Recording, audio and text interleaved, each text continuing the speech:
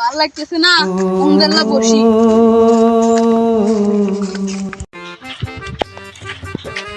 হ্যাঁ, ওর দোস্ত না রে, দোস্ত আমগায়। আয় দুজন মিলে আলা বসে থেকে আলাপ করি, মেলা দিন পর দেখা আয়।